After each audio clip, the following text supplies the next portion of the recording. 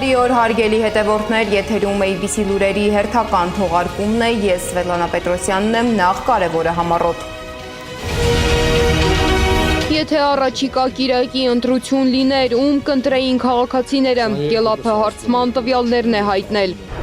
Սամվել Կարապետյանն Արցախի հետ կապ ունի այնքանով, որ Ադրբեջանի կողմից հետախուզվում էր, կալանավորված գործարարի փաստաբանները ասուլիս են հրավիրել։ Ադրբեջանական նավթամթերքի ներկրման հնարավորություններ կան, ինչ փակագծեր է բացել Մհեր Գրիգորյանը։ Հայաստանը հույսը դնում է գործընկերների աջակցության վրա, Խաչատրյանը Աշխաբադում Թրամփի ուղու մասին է խոսել։ Եվ այսպես Գելափի վերջին հարցումների արդյունքները ցույց են տալիս, որ մեր քաղաքացիների մեծ մասը 61.1%-ը վստահ է, որ երկրում կան քաղբանտարկյալներ։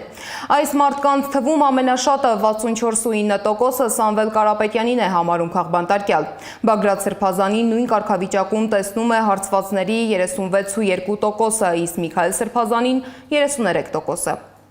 61.3%-ը նշել է, որ այո կան, անցած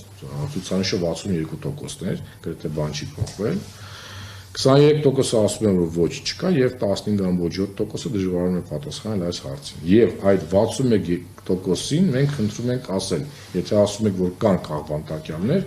ովքեր են նրանք։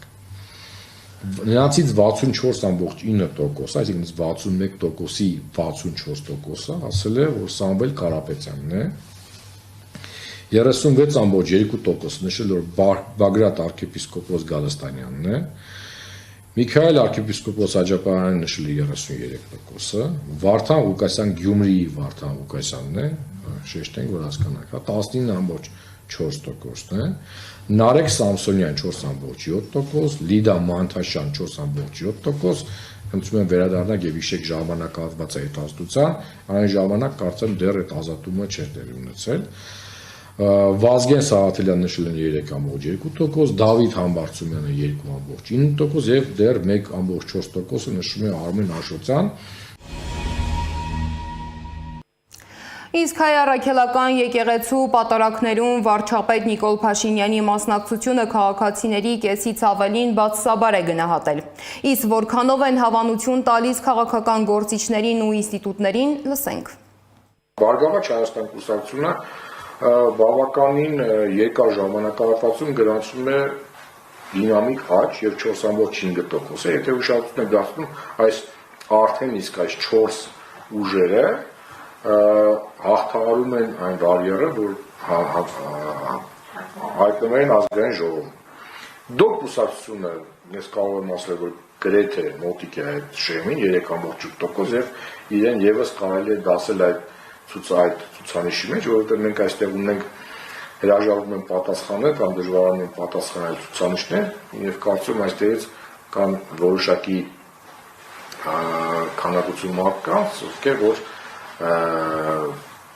չեն ասում, բայց որոշել են թվում են տալու ձայնը։ Հայաստանի Հանրապետական կուսակցություն 2.7%, Հայաստանի Շնորհապետական կուսակցություն 2.3%, սա եւս վերջի մեր 5 հարցումների ընթացքում կուսակցությունը դուրս է գալի եւ բավականին եւս լավ ցուցանիշներ են ցույց տալիս։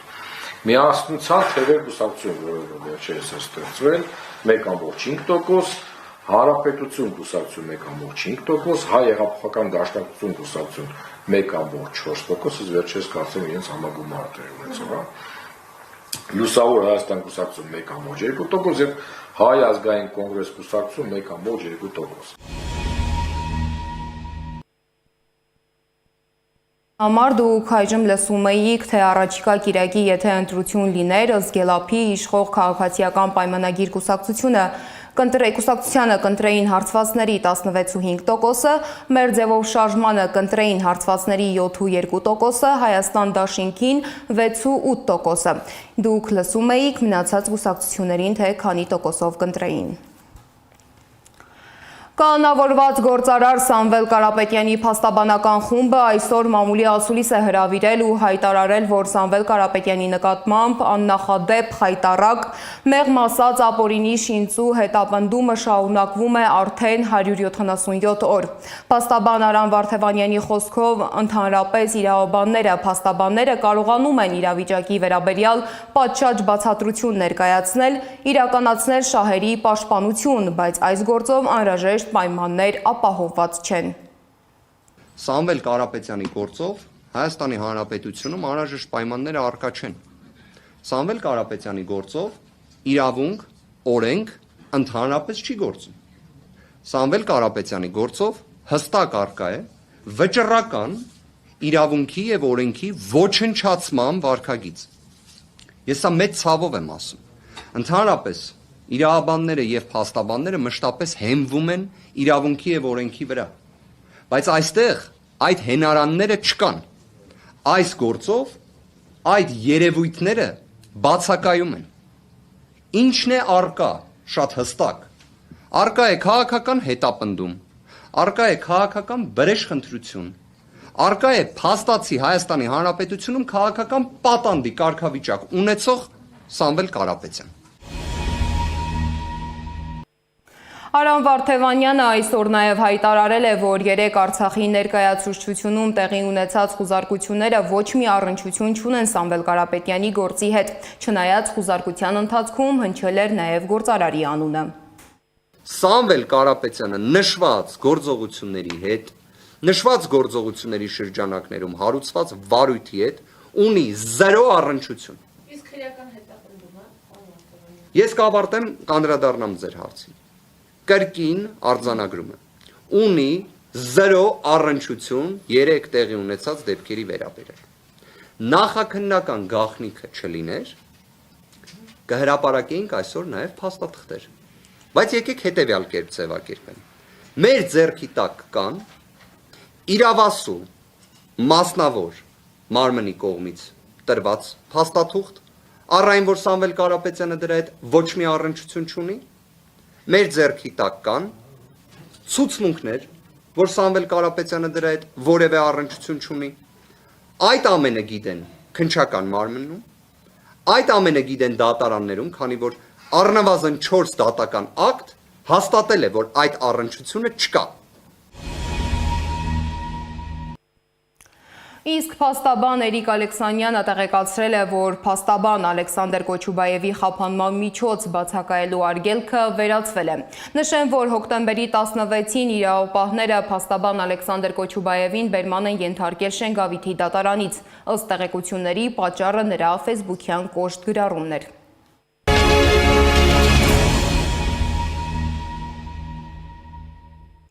Հայաստանի փոխվարչապետ Մհեր Գրիգորյանը հաստատել է, որ օրերս Գաբալայում Ադրբեջանի փոխվարչապետ Շահին Մուստաֆայևի հետ քննարկել է Ադրբեջանից Հայաստան նավթի և նավթամթերքի արտահանման հնարավորությունը։ Վառելիքի հետ կապված հետագա ընթացքն արդեն մասնավոր արտահանողների և ներկրողների գործակցության տիրույթում է, իսկ հնարավոր գործարքների պայմանները լինելու են շուկայական, հայտնել է փոխվարչապետը։ Քաղաքական դաշտի ուշադրության կենտրոնում այսօր 2 հարթակ է։ Մոսկվան, որտեղ երեկվանից ընթանում է ԵԱՏՄ գագաթնաժողովը, և Աշխաբադը, որտեղ համախմբվել են խաղաղության և վստահության ջատագովները։ Նախ սկսենք Աշխաբադից։ Հայաստանի, Ռուսաստանի, Իրանի և մի շարք այլ երկրների նախագահներ մասնակցում են Աշխաբադում ընթացող խաղաղության և վստահության տարի միջազգային ֆորումին։ Միջոցառումից առաջ առաջնորդները ծաղկեպսակներ են դրել չեզոքության հուշարձանի մոտ։ Ֆորումին մասնակցում են մոտ 30 երկրի առաջնորդ։ Ինչպես նշեցի, ֆորումին ներկա է նաև Հայաստանի նախագահ Վահագն Խաչատուրյանը։ Նա հայտարարել է, որ Հայաստանը հանձնառու է Հարավային Կովկասում կայուն խաղաղության ամրապնդմանը։ Նախագահը համոզմունք է հայտնել, որ խաղաղության խաչմերուկ նախագիծը և դրա բաղադրիչը Թրամփի ուղին կարող են դառնալ տարածաշրջանային տնտեսական զարգացման, երկխոսության և մարդկանց միջև կապերի խորացման գործիք։ Այս պատմական իրադարձությունը վստահություն է ներշնչում, որ մենք բացում ենք կայուն խաղաղության, անվտանգության և բարգավաճման նորեջ Հարավային Կովկասում։ Հայաստանն այս հարցում հույսը դնում է իր միջազգային գործընկերների աջակցության վրա։ Իսկ Մոսկվայում ԵԱՏՄ միջկառավարական խորհրդի ընդլայնված կազմով նիստն էր, որին մասնակցում էր նաև Նիկոլ Փաշինյանը։ Նիստին Նիկոլ Փաշինյանը ողջունել է Ադրբեջանի նախագահի որոշումը Ադրբեջանի տարածքով Հայաստան ուղարկվող ապրանքների տարանցման ապաշրջափակելու վերաբերյալ։ Սա մեր տարածաշրջանում խաղաղության և կայունության հաստատման շրջանակում ձեռք բերված կարևոր նվաճումներից մեկն է։ Տրանսպորտային ենթակառուցվածքների դիվերսիֆիկացիան կարող է լրացուցիչ խթան հանդիսանալ առևտրաշրջանառության աճի համար։ Տարածաշրջանում տեղի ունեցող դրական փոփոխությունները բացում են տնտեսական գործակցության խորացման նոր հնարավորություններ և տարածաշրջանային հաղորդակցությունների ապաշրջափակումը կարող է կարևոր գործոն դառնալ տարածաշրջանային կապերի ընդլայնման և տարածաշրջանի բոլոր երկրների տնտեսական կայունության ամրապնդման գործում։ Նիստի ընթացքում Փաշինյանը կարևորել է նաև ԵԱՏՄ արտաքին տնտեսական հարաբերությունների աշխարհագրության ընդլայնումը։ Նա կրկին վերահաստատել է իր պատրաստակամությունը շարունակելու փոխշահավետ գործակցությունը միության հետ։ Ազատ տնտեսական գործակցության պայմանագրերի կնքումը ոչ միայն ակտիվացնում է երկխոսությունը, այլև բարձրացնում մրցունակությունը, մեր երկրների համար բացելով նոր հնարավորություններ տնտեսության աճի համար։ Այս համատեքստում ուզում եմ նշել, որ տարածաշրջանում տեղի ունեցող դրական փոփոխությունները բացում են նոր հնարավորություններ տնտեսական գործակցության համար։ Տարածաշրջանային ենթակառուցվածքների ապաշրջափակումը կարող է դառնալ կարևոր գործոն ընդլայնելու հնարավորությունները և ամրապնդելու տարածաշրջանի մյուս երկրների տնտեսական կապերը։ Այդ առումով ուզում եմ ողջունել Ադրբեջանի նախագահի որոշումը ճանապարհների ապաշրջափակման հարցում, որի արդյունքում իր տարածքով տրանզիտ բեռները հասել են Հայաստան։ Պետք է հետևողականորեն հասնել ընդհանուր շուկաների լիարժեք կայացման, որոնք ապահովում են արդյունավետ փոխգործակցություն, թափանցիկություն և հավասարակշռություն բոլոր կողմերի հետաքրքրությունների համար։ Մինչ Փաշինյանը վերահաստատել է իր պատրաստակամությունը շարունակելու փոխշահավետ գործակցությունը միության հետ, Ռուսաստանի փոխվարչապետ Ալեքսեյ Օվերչուկը նույն նիստին նշել է, որ Հայաստանը ինչ-որ պահի ստիպված կլինի ընտրություն կատարել Եվրոպական միության և Եվրասիական տնտեսական միության միջև։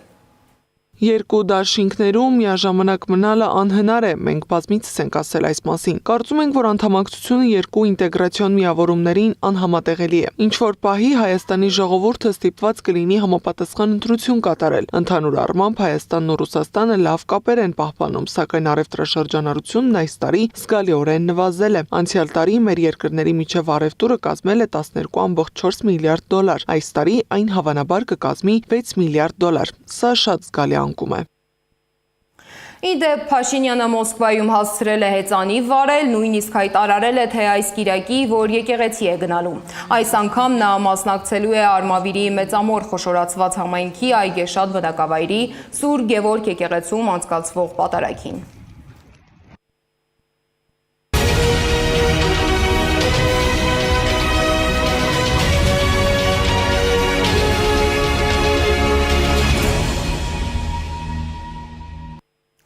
Միջազգային լրահոսից։ Ուկրաինայի նախագահ Վլադիմիր Զելենսկին հայտարարել է, որ Դոնբասի հարցում Ուկրաինայի դիրքորոշումը մնում է անփոփոխ։ Ուկրաինան կանգնած է այնտեղ, որտեղ կանգնած է։ Զելենսկին նաև նշել է, որ տարածքային հարցերը լուծելու համար Ուկրաինան նախատեսում է հանրաքվե անցկացնել։ Դիտարկում եմ նախագահական ընտրություն անցկացնելու հնարավորությունը, քանի որ չեմ ցանկանում, որ այս հարցը դառնա հաղթաթուղթ ձեռքում, ովքեր ճնշում են գործադրում Ուկրաինայի վրա։ Ուկրաինան եւ Միացյալ Նահանգները կստորագրեն տնտեսական եւ վերակառուցման, նաեւ անվտանգության երաշխիքների վերաբերյալ համաձայնագրեր որպես խաղաղության համաձայնագրի մաս։ ԱՄՆ-ն չի ուզում մեզ տեսնել ՆԱՏՕ-ում, մեզ նախկինում ՆԱՏՕ չեն հրավիրել, մեզ որևէ կոնկրետ բան չեն ասել եւ այդ դիրքորոշումը չի փոխվել։ Սա Միացյալ Նահանգների հետևողական դիրքորոշումն է։ Թուրքիայի արտաքին գործերի նախարար Հական Ֆիդանը անդրադարձել է ուկրաինական ճգնաժամին, ընդգծելով, որ Եվրոպան պետք է աջակցի Կիևին դժվար, բայց անխուսափելի որոշումներ կայացնելու հարցում։ Ֆիդանը նշել է, որ Ուկրաինան կանգնած է ծանր ընտրության առաջ, սակայն վստահեցրել է, որ Թուրքիայի նպատակը մնում է նույնը՝ նպաստել կողմերի միջև բանակցություններին։ Նրա խոսքով Անկարան պատրաստ է կրկին հյուրընկալել բանակցային գործընթացը Ստամբուլում։ Միջազգային մյուս լուրերը հավաքագրել է իմ գործընկեր Զառա Սարգսյանը։ Միացյալ Նահանգների նախագահ Դոնալդ Թրամփն Ուկրաինայի տարածքների հարցը համեմատել է անշարժ գույքի գործարքի հետ։ Դա մի փոքր բարդ է, քանի որ դուք հողը կիսում եք որոշակի ձևով։ Դա ինչ որ չափով նման է անշարժ գույքի բարդ գործարքի, բայց հազարապատիկ ավելի, ասել է Թրամփը։ Մենք Ռուսաստանի հաջորդ թիրախն ենք, հայտարարել է ՆԱՏՕ-ի գլխավոր քարտուղար Մարկ Ռյուտեն։ Շատերին թվում է, թե ժամանակը մեր օգտին է, այդպես չէ, ասել է ՆԱՏՕ-ի գլխավոր քարտուղարը։ Ռուսաստանը պատերազմը վերադարձրել է Եվրոպա, եւ մենք պետք է պատրաստ լինենք այնպիսի մասշտաբային պատերազմի, որի միջով անցել են մեր պապերն ու նախապապերը, հայտարարել է Ռյուտեն։ Նա նշել է, որ Ուկրաինայի դեմ պատերազմում Ռուսաստանին օգնում է Չինաստանը։ Չինաստանը Ռուսաստանի փրկողակն է, ասել է նա։ Գերմանիային դժվար տարիներ են սպասվում, հայտարարել է երկրի կանցլեր Ֆրիդրիխ Մերցը։ Նրա խոսքով փոփոխություններ են սպասվում անվտանգության եւ պաշտպանության, ինչպես նաեւ տնտեսական քաղաքականության ոլորտներում։ Սա պայմանավորված է նրանով, որ Գերմանիան այժմ ապրում է այլ աշխարհում եւ այլ ժամանակներում։ Միացյալ Նահանգները քննարկում է G7-ին այլընտրանք ստեղծելու գաղափարը, գրում է Պոլիտիկոն։ Հիմնական հնգյակը 5 երկրների դաշինք է լինելու, որը ներառելու է Ռուսաստանը, Միացյալ Նահանգները, Չինաստանը, Հնդկաստանը եւ Ճապոնիան։ Եվրոպան դաշինքում ներկայացված չի լինելու։ Սիրիան չի զիջի իր տարածքի փոշու մի մասնիկ անգամ, սա մեր երթումն է ժողովրդի առաջ, հայտարարել է Սիրիայի նախագահ Ահմադ Ալ-Շարաան։ Ես չեմ ուզում մի Սիրիա, որտեղ նախագահն է որոշում ամեն բան, եւ չեմ կարծում, որ ժողովուրդը դա կընդունի, ասել է նա։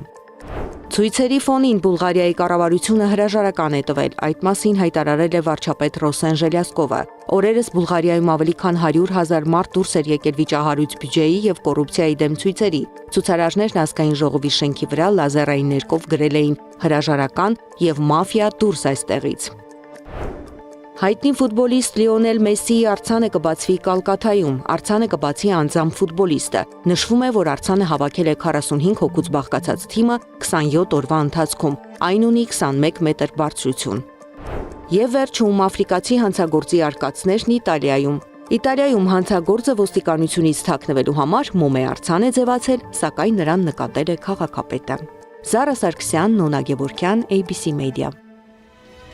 Այս ժամի համար նախատեսել էինք այսքանը, շարունակեք հետևել մեզ YouTube-ում, Facebook-ում, Telegram-ում, WhatsApp-ում, Instagram-ում, TikTok-ում կամ այցելեք մեր պաշտոնական կայք 3w.abcmedia.am։ ABC Newsroom հաղորդման հերթական թողարկումը եթերում կլինի ժամը 18-ին, տաղավարում կաշխատի իմ գործընկեր Աննա Սարգսյանը։